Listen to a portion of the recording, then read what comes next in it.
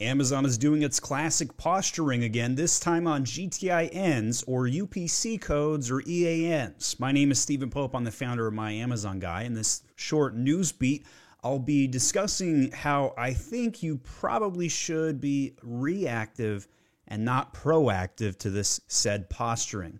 So this particular news post that went out says, reminder, provide product IDs or GTINs for listings. We all know that. That's been in place about a decade now, where you have to load a UPC code to get something live on Amazon. Now, with that said, there is a GTIN exemption thing that you can fill out, but I've always kind of never liked it. I think that the exemption form causes massive data issues, and I've seen it on accounts time and time again. Just the other day, I had this video where I helped somebody load a UPC to a listing that previously had the GTIN exemption, and then it immediately fixed its missing secondary images. One case and point.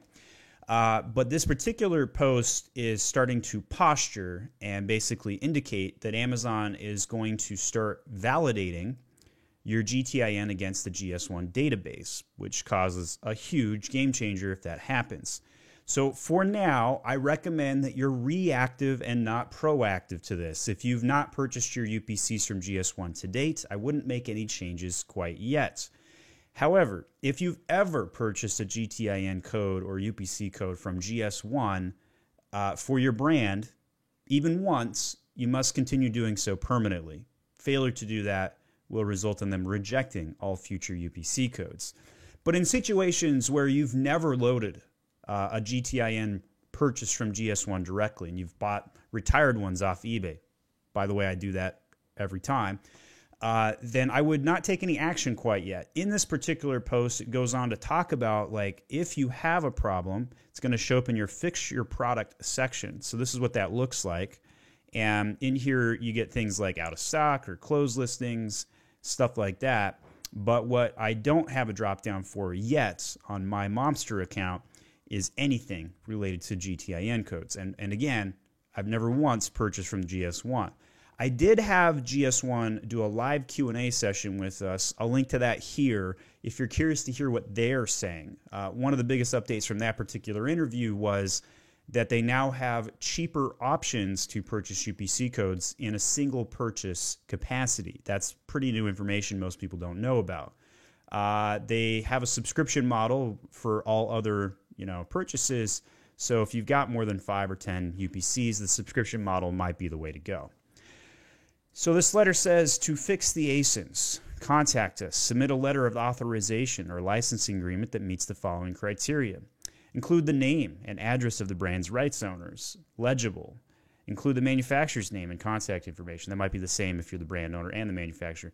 Include the seller's legal business name. Include the seller's physical address. Must be in English. And include a GS1 certificate. So what's of note here is all this information I've got highlighted here. This is your common information that Amazon looks for on legal letters or notifications that you give Amazon. So this is a good one to save in your Dropbox, Evernote, or desktop, or Google Docs, or whatever. Because whenever you have to show Amazon some level of authority, this is the sort of thing they're looking for. The one call out is the GS1 certificate. So they recommend you obtain your GTINs directly from GS1 and not from other third parties selling GTIN licenses to ensure the appropriate information is reflected in the GS1 database. For information on licensing EANs or UPCs from GS1, refer to the GS1 website. So the thing I really don't like about the whole purpose or process behind this is the whole idea of a UPC code is to have the ability to identify your product across every marketplace, right? And we've lost the whole point of this process, right? So Amazon puts in policies to raise the bar, right? They want to make it harder and harder to sell on Amazon. And some of you are like, why would they do that? It's because they're entering the maturity phase of their platform. And what basically happens when a platform enters its maturity phase is they have more sellers than they need. They need to kick out some of the lesser preferred sellers. That's what's happening here. This is also why you see aggregators who go out and acquire FBA businesses show up and start throwing money around and offering to buy businesses out, because a lot of the less sophisticated sellers are like, well, Amazon's made it hard for me today. I can't even load my own UPC codes to my catalog. That offer over there looks pretty sexy. I might as well take it. Don't take the bait, in my opinion. Don't sell out. But if you are going to sell out, do it the right way. Use a broker, or I've got a website that I have information on every Amazon aggregator. And again, I prefer you don't sell. I obviously lose money if you sell out, because I make money when you do business with me, right? But I did hedge a little bit, right? If you want to be introduced to an Amazon aggregator, check out this page. You can just type in AmazonAggregators.com, and it will pull this up.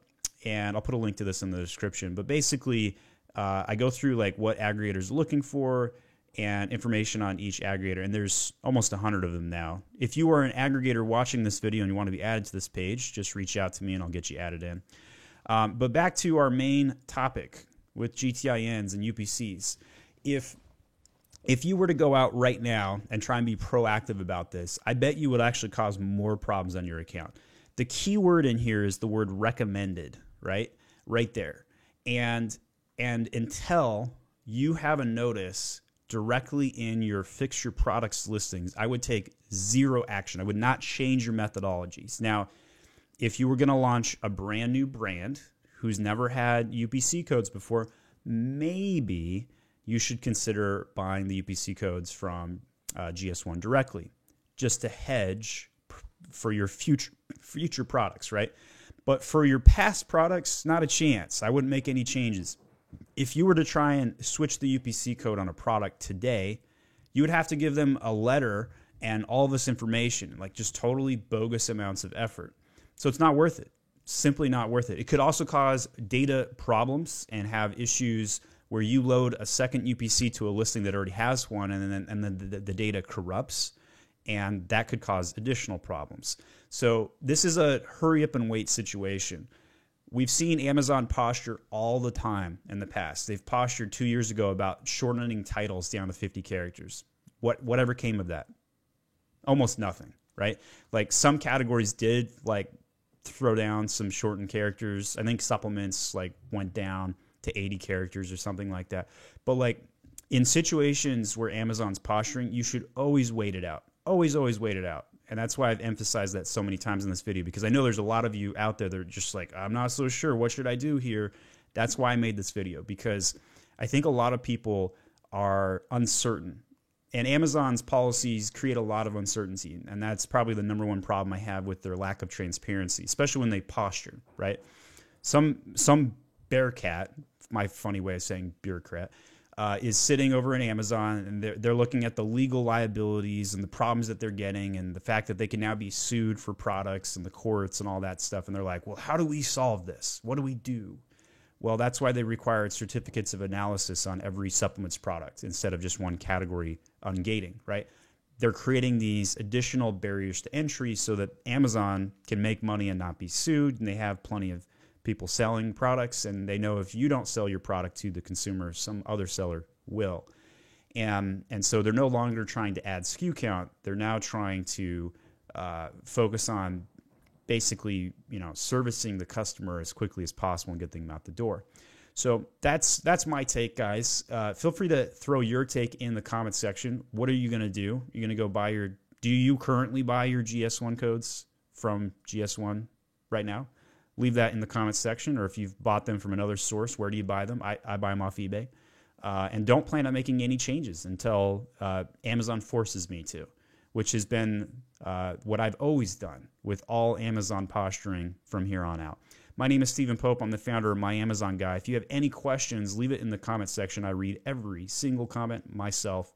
And don't hesitate to join us on Fridays at noon Eastern Standard Time for live Q&A. Thanks so much.